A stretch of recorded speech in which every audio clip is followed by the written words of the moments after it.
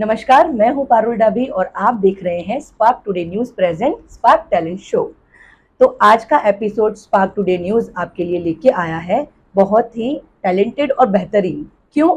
क्योंकि आपके बच्चों के लिए है। वेकेशन मूड है, बच्चे घर पे है, काफ़ी समर है और इसीलिए हम आपको घर बैठे मैथमेटिक्स सिखाने आए हैं।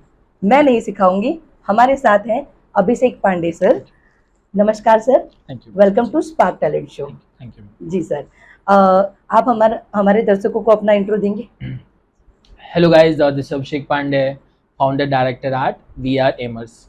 और साथ में क्योंकि मैथ्स की बात हो रही है तो मैथ्स तत्व जो एक प्रोडक्ट मैंने लॉन्च किया है उसके बारे में भी हम आज बात करेंगे। तो जैसे जैसे ये चीज़ें आगे बढ़ेंगी वैसे वैसे आपको इन्फॉर्मेशन मिलती जाएगी। जी सर। सर जैसे कि अभी एग्जाम्स खत्म हो गई हैं, रिजल्ट आ गए हैं, अभी वेकेशन भी पूरे होंगे, स्कूल स्टार्ट होगी। उससे पहले हमारे जो बच्चे यहाँ पे बैठे हैं और जैसे कि मैथ्स में आपको हम मैथ्स के टैलेंट गुरु भी हम जानते हैं और जब तक हमने टैली किया है आपने बहुत ऑसम अपना वर्क किया है। तो सर मैथ्स के ऊपर फर्स्ट टू आप ही कुछ हमारे दर्शकों को बताएं जो उनको काम लग सके। जी गाइज, वेकेशन का जो सबसे इम्पोर्टेंट समय है ना 40 से 50 दिन का। अगर आप चाहें तो इस 40 से 50 डेज में आप जिस स्टैंडर्ड में हैं उस स्टैंडर्ड का पूरा मैथ्स आप तैयार कर सकते हैं। आपको ये शॉकिंग बिल्कुल नहीं लगना चाहिए, ठीक है। जैसे आप 4th स्टैंडर्ड में हैं तो 4th का पूरा मैथ्स वेकेशन में तैयार कर लेंगे, 5th के हैं तो 5th का कर लेंगे, 6th के हैं तो 6th का कर लेंगे। स्पेशली मुझे लगता है कि 7th से लेके 10th स्टैंडर्ड के बच्चों को मैथ्स का पूरा कोर्स अच्छे से डिटेल्ड में इन 40-50 दिनों में तैयार कर लेना चाहिए। क्योंकि ये वेकेशन का जो टाइम है ना, ये सबसे इंपॉर्टेंट टाइम होता है अपने सबसे वीक सब्जेक्ट को सबसे अच्छा करने का। जब बहुत सारे आपके दोस्त पढ़ाई नहीं कर रहे होंगे, मजे कर रहे होंगे, उसी में से कुछ लोग ऐसे होते हैं, कुछ ऐसे स्टूडेंट्स होते हैं जो अपने पूरे एकेडमिक ईयर की तैयारी इन 40-50 दिनों में कर लेते हैं। तो मैम सबसे बड़ा टिप्स यही है कि 40-50 दिनों में सेल्फ के साथ या टीचर की मदद से आप अपने पूरे कोर्स को खत्म कर लीजिए। क्योंकि जैसे ही मैम वेकेशन खत्म होते हैं बच्चों का पहला यूनिट टेस्ट आता है। तो अगर बच्चे पूरा वेकेशन का फायदा उठा लें, डेली 1 से 2 घंटे मैम, और 40-50 दिनों में 70-80 आवर्स में पूरा कोर्स खत्म। और अगर बच्चा थोड़ा और टैलेंटेड है तो 7th स्टैंडर्ड में 8th का भी मैथ्स कंप्लीट कर सकता है इन 50 दिनों में।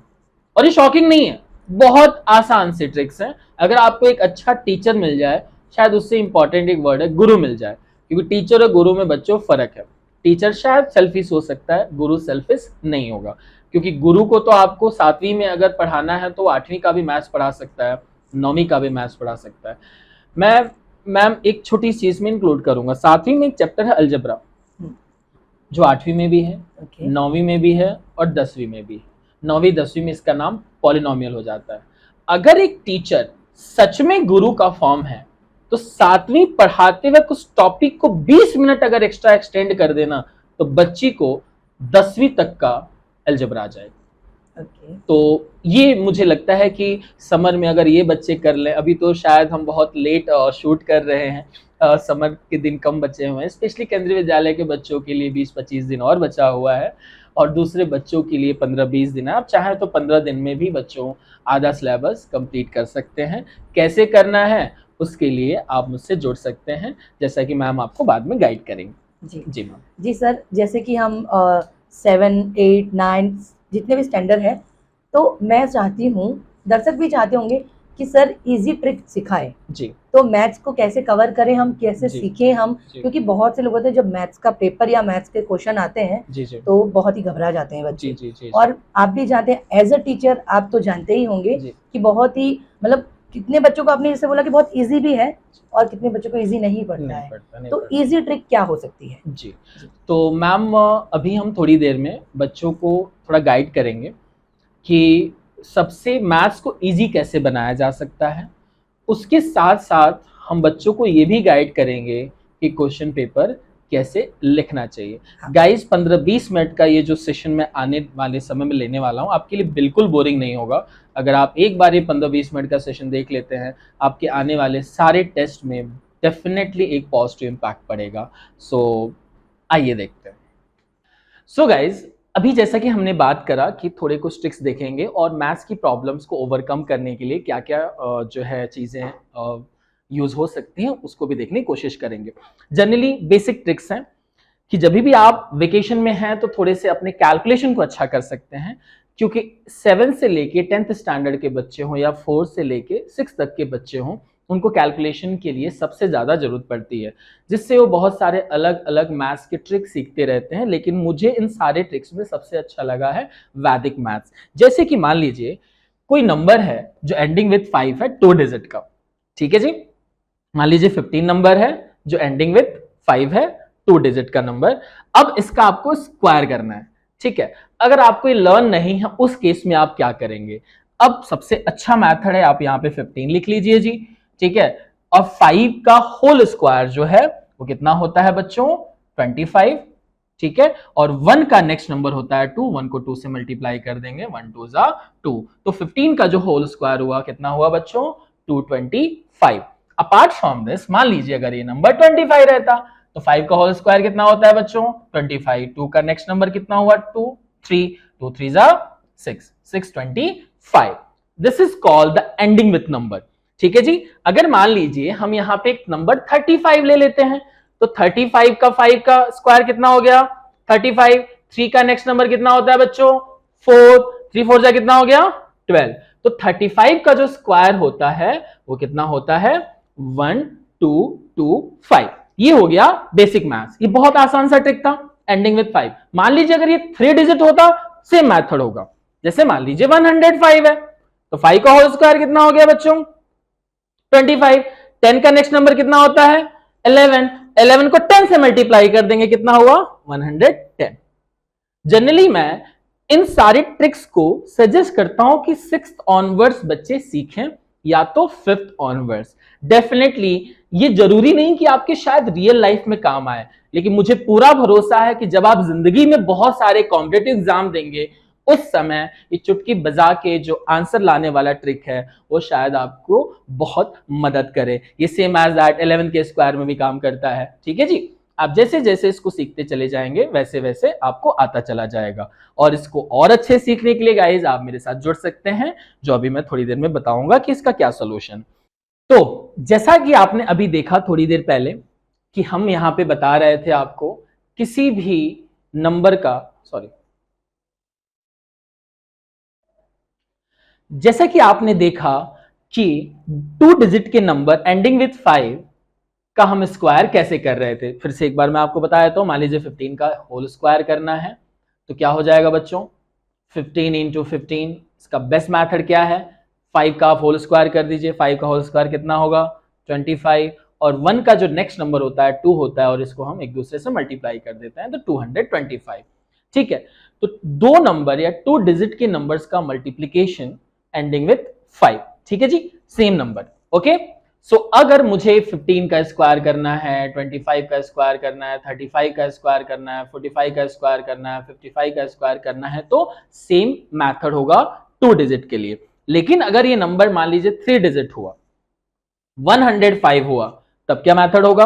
क्योंकि 2 डिजिट के स्क्वायर के कॉम्बिनेशंस बहुत कम बनते हैं। जैसे कि मान लीजिए 15 बना, 25 बना, 35 बना, 45 बना, 65 बना, 75 बना, 85 बना और बच्चों 95 बना। इसका स्क्वायर करने का बहुत सिंपल तरीका फिर से एक बार बता दे रहा हूं।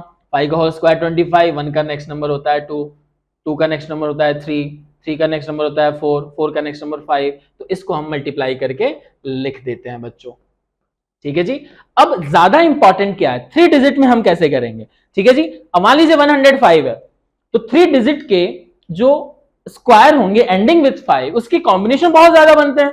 105 बना, 115 बना, 125 बना, 135 बना, ठीक है जी। ऐसे कम से कम बहुत सारे, मतलब मैं 400-500 नंबर तो इजीली बन सकते हैं, ठीक है जी। लेकिन अगर 2 डिजिट में और 3 डिजिट में मेथड सेम रहेगा। जैसे कि 5 का होल स्क्वायर फिर से कितना हो गया बच्चों? 25। 10 का नेक्स्ट नंबर कितना होता है? 11। 11 को 10 से मल्टीप्लाई कर दिया आपने, कितना हो गया? 110, 25, ठीक है जी। उम्मीद है बच्चों आपको मेरी बात ये समझ में आ रही होगी। जैसे जैसे आप देखिए ट्रिक सिखाते वक्त आपको इजी अगर लग रहा है या टफ लग रहा है, ये दोनों बातें अलग हैं। लेकिन ट्रिक का फायदा तब ज्यादा होगा जब आपको ये मेथड आ जाए, और जब मेथड आपको सीखना होगा तो उस समय स्लो सीखना होगा, क्योंकि सीखते वक्त तो कोई स्पीड नहीं लेके आता ना। मान लीजिए आप चाहे साइकिल चला रहे हैं, गाड़ी चला रहे हैं, बाइक हो या कार हो, जब आप ट्राई करते हैं, डेमो लेते हैं या सीखते हैं, तभी तो स्पीड नहीं भगा देते ना कि आज ही सीखा है और आज ही 100 की स्पीड में चलाएं, ऐसा तो होता नहीं। सीखते वक्त आपकी स्पीड स्लो होती है, वैसे ही सीखते वक्त स्पीड, चाहे मैथ्स हो या लाइफ हो या कोई लर्निंग प्लेटफॉर्म, सेम स्लो ही रहती है। लेकिन जब आप उसको सीख जाते हैं तो आप स्पीड अप में करिए, कहीं कोई दिक्कत नहीं है। अब सेम एज दैट थोड़ा एक टॉपिक को और मैं एक्सटेंड कर देता हूं। मान लीजिए कोई 2 डिजिट का नंबर है और उसका स्क्वायर करना है और एंडिंग विथ 1 है, एंडिंग विथ 1 है। इसका भी मैं आपको थोड़ा सा एक्सप्लेन कर दे रहा हूं बच्चों। 1 का जो स्क्वायर होता है वो क्या होगा, 1। 1 का नेक्स्ट नंबर होता है 2, तो 1 2 जा 2, फिर 1 का स्क्वायर हो गया आपका 1। तो 11 का जो स्क्वायर हुआ बच्चों, 11 इंटू 11, ये हो गया 121। जिनको ये याद है वो सिर्फ और सिर्फ ट्रिक देखने की कोशिश करें। अब मान लीजिए 21 का स्क्वायर करना है, तो 21 इंटू 21 हो गया। अब देखो 1 का स्क्वायर कितना हो गया, 1, ठीक है। 2 का स्क्वायर कितना हो गया, 4, और फिर 2 का स्क्वायर कितना हो गया बच्चों, 4। तो 21 का जो स्क्वायर होता है वो होता है 441, ठीक है जी। अब सेम एज दैट, मैंने बोलने का मतलब ये है कि इस हर नंबर को हम 2 से ही मल्टीप्लाई करेंगे, ठीक है जी। मान लीजिए 31, 31 का स्क्वायर कैसे करेंगे, 1 का स्क्वायर कितना हो गया, 1, 3 को 2 से मल्टीप्लाई कर दिया, 3 2 जा कितना हो गया बच्चों, 6, और 3 का होल स्क्वायर कितना हो गया, 9। तो 31 का स्क्वायर कितना हो गया, 961। एक बार और सिखाता हूं, ध्यान से देखिए।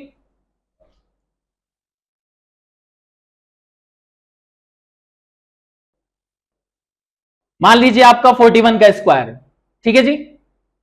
तो 1 का स्क्वायर कितना हो गया, 1।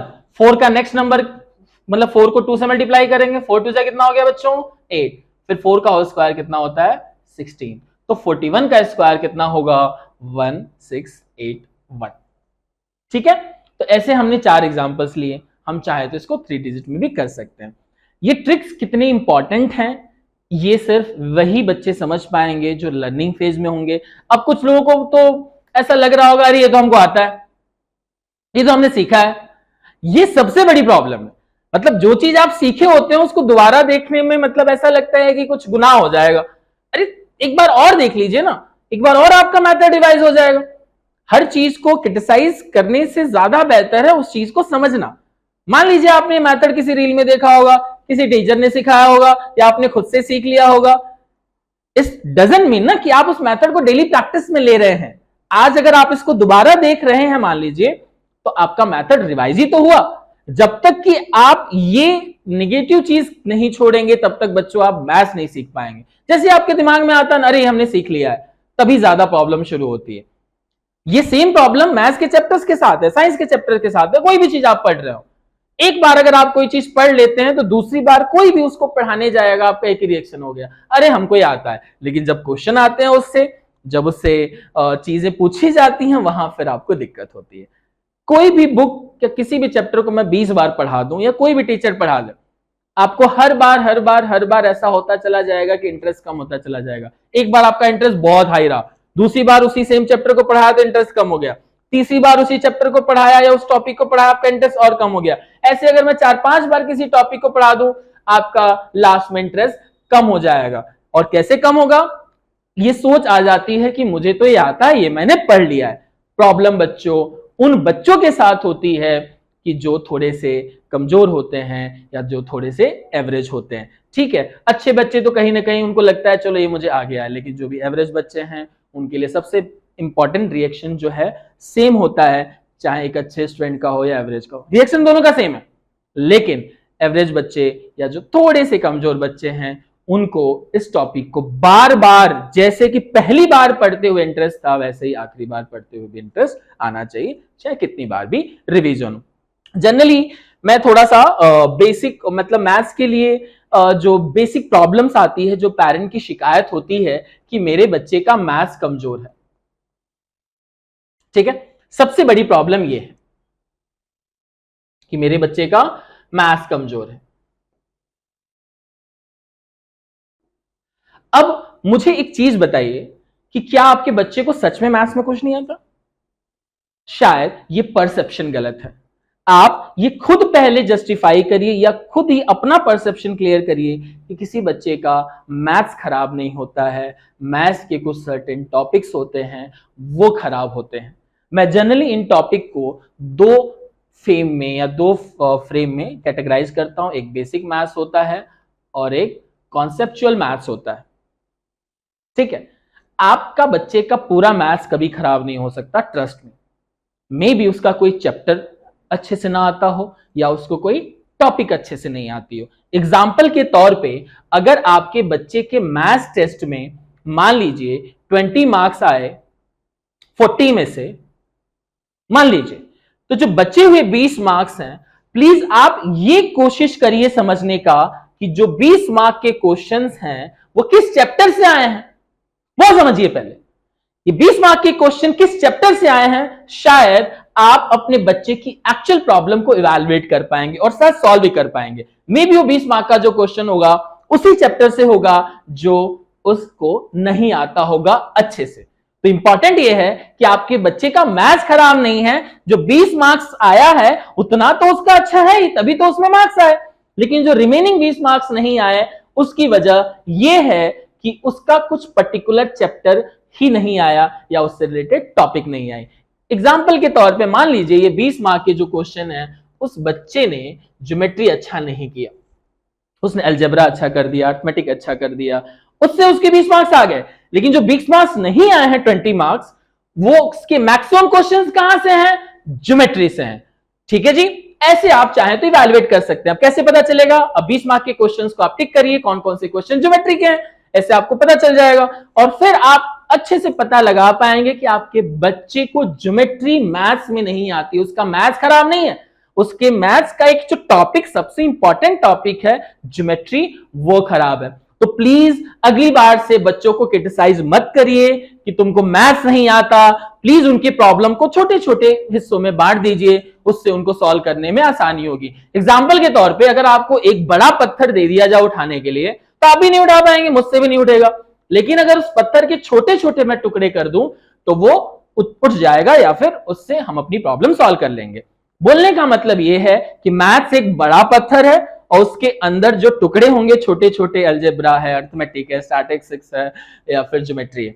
ठीक है, तो अगर आपने एक बड़ी प्रॉब्लम को छोटे छोटे हिस्से में डिवाइड कर दिया तो डेफिनेटली सॉल्व करने की कैपेबिलिटी बढ़ जाएगी। अर्थात 20 मार्क्स आए 40 में से, 20 मार्क्स उसको आता है, प्लीज ये मत बोलिए उसका मैथ्स खराब है। ठीक है जी, बचे हुए 20 मार्क का पता लगाइए किस चैप्टर का क्वेश्चन है और वो चैप्टर किस टॉपिक से है, वहां से उस बच्चे का प्रॉब्लम सॉल्व करने की कोशिश करिए। तो डियर पेरेंट्स, मेरा आपसे रिक्वेस्ट है कि मैथ्स अच्छे से करवाइए, क्योंकि मैथ्स के बिना जीवन संभव नहीं है, ऐसा मुझे लगता है और शायद ऐसा मेरा मानना है। मे भी मेरा शायद ये सोच गलत हो, लेकिन personally as a maths teacher मैंने यही पाया है कि चाहे जीवन का गणित हो या सब्जेक्ट का, दोनों ही बहुत अच्छे से आने चाहिए। लेकिन कभी कभी मैंने साथ में ये भी पाया है एज ए कॉन्ट्रडिक्टरी कि किसी को अगर जीवन का गणित अच्छे से आ गया तो उसको पढ़ाई वाली गणित थोड़ी कम आएगी तो भी चलती है। सो इसी टॉपिक को मैं एक्सटेंड करते हुए आपको मैं अपने मैथ्स तत्व यूट्यूब चैनल पे लेके चलता हूं, ठीक है, जिससे आप अपने मैथ्स को बहुत अच्छा कर पाएंगे। ठीक है, ये हमारे देश का पहला नॉन एनसीईआरटी यूट्यूब चैनल है जो फाउंडेशन के बच्चों के लिए बनाया गया है और सबसे इंपॉर्टेंट ये है कि इसमें टाइम किसी का भी खराब नहीं होता। ठीक है जी, तो मुझे एक सेकंड दीजिए, मैं तुरंत आपको अपने चैनल पे लेके चलता हूं। एंटी टाइम वेस्ट, बिल्कुल समय वेस्ट नहीं होगा आपका। थंबनेल है, थंबनेल में ही मैंने क्वेश्चन दे दिया है। बच्चों अगर आपको क्वेश्चन का सोल्यूशन नहीं देखना है तो वीडियो के अंदर जाना ही क्यों। ठीक है जी, छोटे छोटे क्वेश्चन है, मैक्सिमम 7 से 8 मिनट तक के। ठीक है, और ये छठवां तत्व है। मेरा पर्सनली मानना है कि जैसे पंच तत्वों के बिना आपका जीवन नहीं चलेगा, वैसे ही मैथ्स तत्व के बिना भी जीवन नहीं चल सकता, जिसका नाम है 6th एलिमेंट बच्चों। ठीक है जी, जैसे कि मान लीजिए एक लॉन्ग डिवीजन का क्वेश्चन है, मैं यहां पे शेयर कर रहा हूं।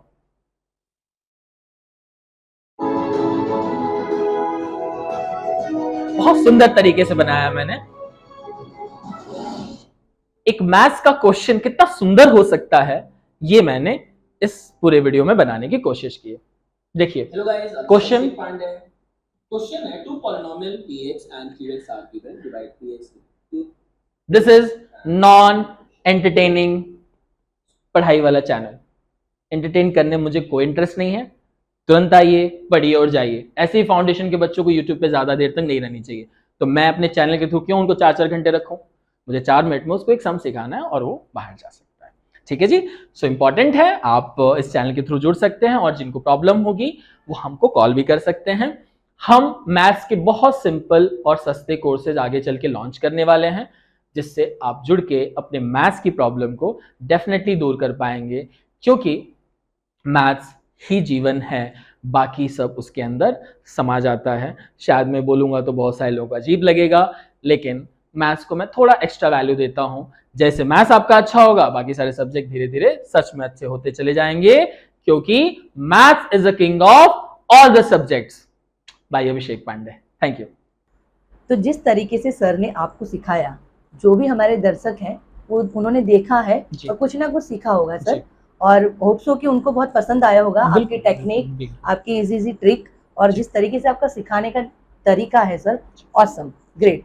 ओके सर, जैसे कि और भी लोग हमारे जो दो दर्शक हैं वो और भी सीखना चाहेंगे आपसे, जी। क्योंकि होप सो कि ये मैसेज देख के, ये वीडियो देख के भी वो लोग सीख ही रहे होंगे, जी। लेकिन उनको पर्सनली भी सीखना हो जी। या आपसे कांटेक्ट करना हो, तो जी। किस तरीके से वो आगे भी अपने बच्चों को आप तक पहुंचा सकते हैं? जी मैम, इसमें यह है कि कोई भी बच्चे को अगर मैथ्स में बहुत ज़्यादा कमज़ोर है तो वो हमारे सेंटर से कांटेक्ट करें, एंड मैं उसको अश्योर करूंगा कि वो जहां ट्यूशन जा रहा है जाए, सिर्फ मैथ्स के लिए वीक में एक दिन मेरे पास आए, 1 घंटे के लिए, and I will make sure that कि वो जिस भी हालत में मेरे पास आएगा मैं उसको वहां से ऊपर लेके आऊंगा। ये कोई गारंटी की बात नहीं है, क्योंकि ये कोई मतलब लॉटरी जैसा कोई सिस्टम नहीं है। एक पॉजिटिव अश्योरेंस है कि आपका बच्चा डेफिनेटली ग्रो करेगा। उसके लिए आप सब मेरे बारे में जिनको पता है वो अच्छी बात है, नहीं तो आप यूट्यूब पे मुझे ढूंढ सकते हैं, मैथ्स तत्व या फिर अभिषेक पांडे सर। डेफिनेटली मेरे बारे में आपको इन्फॉर्मेशन मिल जाएगी और आप मेरे तक इजीली पहुंच पाएंगे। जी सर, मैं वही इन्फॉर्मेशन देना चाहूंगी कि दर्शकों को कि आपकी कुछ चैनल्स भी हैं जिस पे आप इजीली सीख सकते हैं, आपको इन्फॉर्मेशन मिल सकती है पढ़ाई को लेके। तो सर वो चैनल्स के नाम हमारे दर्शकों को मैम, हमारे जो चैनल का नाम है वो है maths Tattva, India's first YouTube channel as non NCERT. हमारे देश का पहला नॉन एनसीईआरटी यूट्यूब चैनल है। आपको सुन के शौक नहीं लगना चाहिए, क्योंकि जो कुछ टैलेंट है ना, जो इनोवेशन है, वो कहीं बहुत छोटे से स्मॉल प्लेस से ही शुरू होता है। ठीक है, ये जब जिंदगी में बड़ा होगा, जब इससे लोग सीखेंगे, तो आपको सच में लगेगा कि सर सच में बोल रहे थे कि इंडिया का पहला नॉन एनसीईआरटी यूट्यूब चैनल है। और आज भी आप जाके ढूंढिए यूट्यूब चैनल पे, करोड़ों चैनल्स है, लेकिन मेरे अलावा सबसे यूनिक यूट्यूब चैनल किसी का नहीं है, क्योंकि मैंने बनाया ही ऐसा है, नॉन वेस्ट टाइम। मेरे चैनल पे आपको आके कभी भी अपना समय बर्बाद नहीं करना होगा। सबसे इंपॉर्टेंट ये है, छोटे बच्चे हैं ना आप लोग अगर मैं आपको 1-1, 2-2 घंटे एंटरटेन करूं, हंसी मजाक करूं, मस्ती करूं, तो मैं आपको पढ़ाऊंगा कब? लोग लगता है कि टीचर फ्रेंडली होनी चाहिए। अरे क्यों होनी चाहिए फ्रेंडली? आपके इतने सारे दोस्त हैं, पेरेंट हैं, और भी दोस्त हैं, मतलब आपको टीचर ही दोस्त बनाना है? ठीक है, टीचर को दोस्त नहीं होना चाहिए अकॉर्डिंग टू दैट। दोस्त उसके दुनिया में बहुत होंगे, टीचर होते हैं, वो पढ़ाए उनको। ठीक है जी, फ्रेंडली नेचर से कभी पढ़ाई नहीं होती है।